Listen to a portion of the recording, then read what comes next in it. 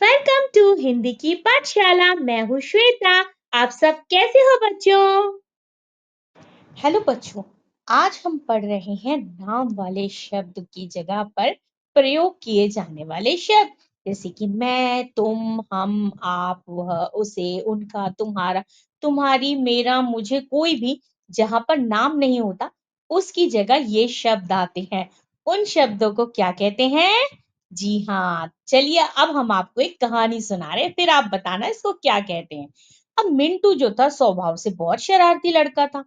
अब माँ जो थी वो मिंटू को रोज समझाती पर मिंटू ना मानता।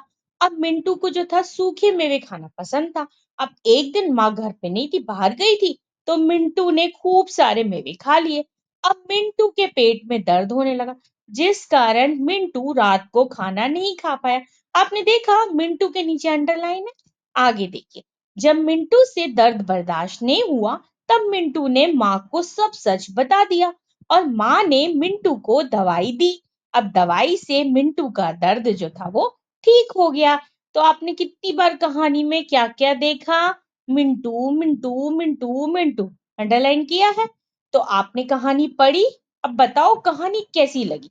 अच्छी है? हाँ, लेकिन कुछ अटपटी सी लग रही है। तो अब क्या करें? तो देखिए इस कहानी को हम इस प्रकार से भी लिख सकते हैं, मतलब कैसे, जहां पर हम दूसरे शब्दों का प्रयोग करेंगे। तो चलिए अब हम आपको कहानी फिर से सुनाते हैं। मिंटू स्वभाव से ही शरारती जिद्दी बालक था। माँ उसे, अब आपने देखा मिंटू को जो था वहां पे आ गया, उसे रोज समझाती पर वो ना मानता। अब उसको सूखे मेवे खाना पसंद था। अब एक दिन माँ घर पे नहीं थी, तो उसने खूब सारे मेवे खा लिए। अब उसके पेट में दर्द होने लगा, जिस कारण वह रात को खाना नहीं खा पाया। आपने देखा मिंटू की जगह पे हमने कुछ शब्द अलग प्रयोग किए हैं।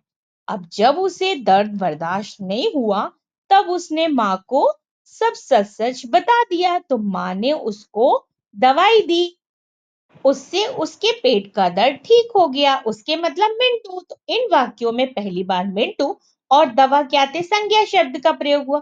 बाकी बार हमने वह, उसको, उससे, उसके शब्दों का प्रयोग किया।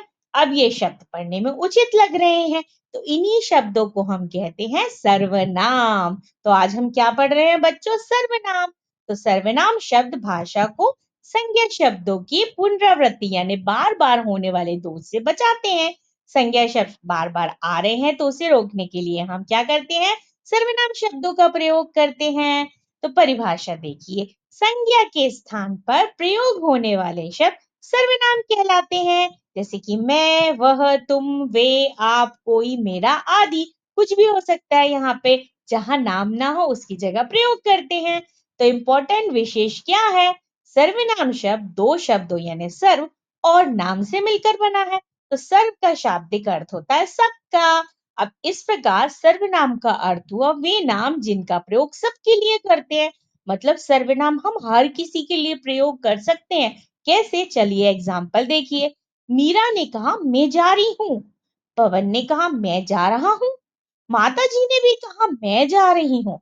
इधर पिताजी ने भी कहा कि मैं जा रहा हूँ। जबकि मीरा, पवन, माताजी, पिताजी ये तो सब अलग अलग है, लेकिन सबने क्या प्रयोग किया? मैं। समझ रहे हो ना आप? तो यहाँ पर प्रयोग कैसे हुआ? सबके लिए हमने सर्वनाम प्रयोग किया।